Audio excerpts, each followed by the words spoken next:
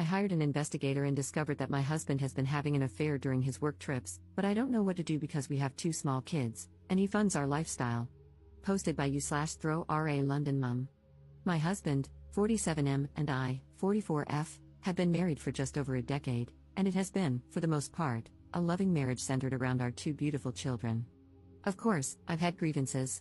He travels a lot for work, is constantly glued to his phone, and sometimes abruptly pops out for errands that he has always been incredibly vague about. Initially, these didn't concern me too much. He has a very demanding job that has allowed us to have a lifestyle I never thought possible, enabled me to leave work to be with the children, take us on wonderful holidays, and send the children to a great school. I always felt that complaining to him about his work, phone, computer, and random emergencies would be selfish, considering everything he does for us. However, 2 weeks ago, I started getting really suspicious after I found a condom in the inside pocket of his blazer. There was no reason for him to have it there, as we only ever have sex at home, and frankly, it isn't something we do as often as we used to. This prompted me to do something I never thought I would do. I found an opportunity to get into his phone when he wasn't looking. I'm not sure what I was looking for. I first checked his photos but couldn't find anything. Then I decided to check his messaging apps, WhatsApp, Telegram, but both were password locked, which I found very odd. Only a message could be accessed, but there was barely anything there. At this point, I had a sinking feeling that something was up. Last year, a friend was in a similar situation and used a digital investigator to learn more about her absent and secretive fiancé. The investigator discovered that this man had been living a complete double life, with a long-term girlfriend in Edinburgh and, unbelievably, an entire business he had set up and was earning money from. She had no idea about the business or all the money he was making, and no doubt spending on his girlfriend. I asked for the investigators' details and requested that they pull together anything and everything they could find about my husband. The investigator spent about a week digging online and came back to me with a report that changed my life forever. I got a call from the investigator, warning me that my husband's report would be a very difficult read and that I should open it in private at a time when I would be able to process it fully. Since receiving it, I have barely been able to eat, sleep, properly take care of the kids, or speak to him, and yet he is so absent-minded that he doesn't even realize something is wrong. It turns out that my husband of over 10 years has been, 1. Having an affair with a woman 15 years his junior.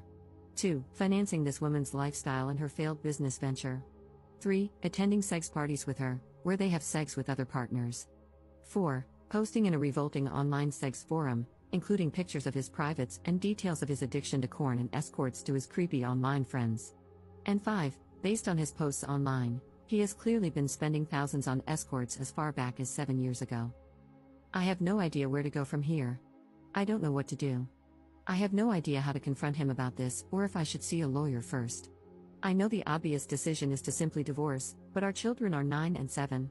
I have loved him since we first met 14 years ago, and I know that I have a place in his heart too, in spite of these actions. If he is truly an addict, then maybe there is a way to get through this if he agrees to treatment? I am a complete mess, and I can't talk about this to anyone in person just yet. Any advice you have for me would be really appreciated. Relevant comments. Commenter. You are allowing your love of a cushy, expensive lifestyle to cloud your good judgment. You deserve better. Your children deserve a happy home, which this will never be with a parent who is any kind of addict. You will lose respect for yourself if you stay. Your peace of mind will have been sold for 20 pieces of Gucci. Get through the holidays any way you can. If your hubby becomes suspicious, blame it on holiday stress. Give your kids one last nice holiday season. Right after the first of the year, call a few divorce attorneys and interview them. Bring the investigative reports. Hire the one with whom you click the best. Follow your attorney's advice to the letter. They're an expert, that's why you hired them. Don't listen to family, friends, or strangers on the internet. Get yourself into individual therapy to help you deal with the betrayal. Have your children see a child therapist to assess whether they need ongoing care. Be kind to yourself, you've only just found out about a massive betrayal. You didn't know, but now that you do, you're taking proactive steps to defend and care for yourself and your children. Your husband is on his own. He can get into therapy or not, it's not your problem, and don't take it on as one. Your plate will be plentiful with your business and that of your 2 children. Wishing you and your children a peaceful and joy-filled 2025 as you move together into a new life. Ops response. Thank you so much for this comment. This was one of the most useful ones I have gotten, and I truly took it to heart. I have yet to get into therapy, as I simply haven't had time for it yet, but I am planning to the moment things start to slow down a bit. Update 6 weeks later. This is an update to my original post from around a month ago. Firstly, I'd just like to thank almost every single one of you who has commented to offer me advice or messaged me privately. I took a lot of advice on board, especially from a legal standpoint, and this has proven to be of great benefit. I apologize for my long absence and lack of replies. I hope the update below explains it.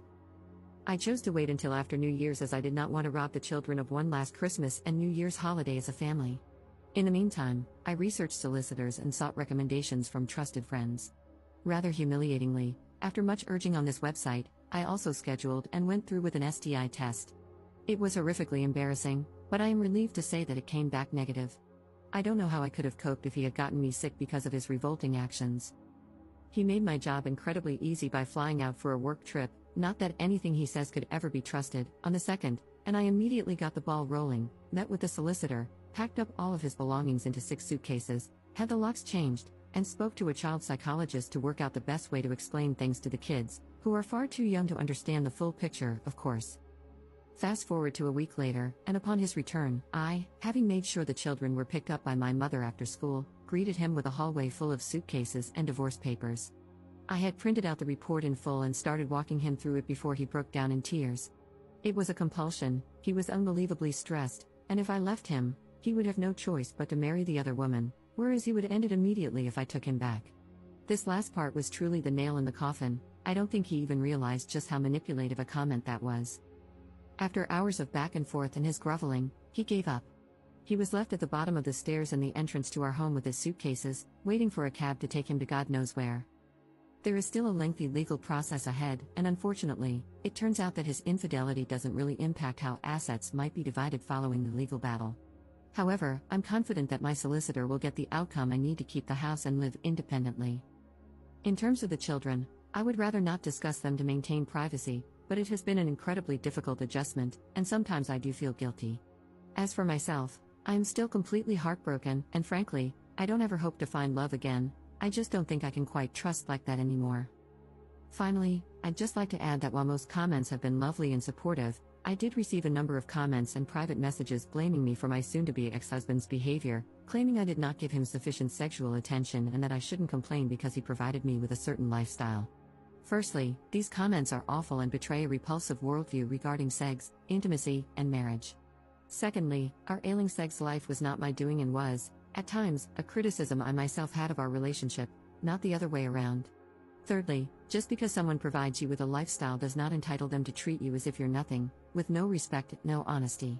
I would have hoped everyone would be aware of that. Up in the comments. Thanks for this. Sadly, because we are in the UK, cheating doesn't have much of an impact on divorce outcomes. However, my solicitor is among the best in the UK, and I trust that we're going to do some real damage.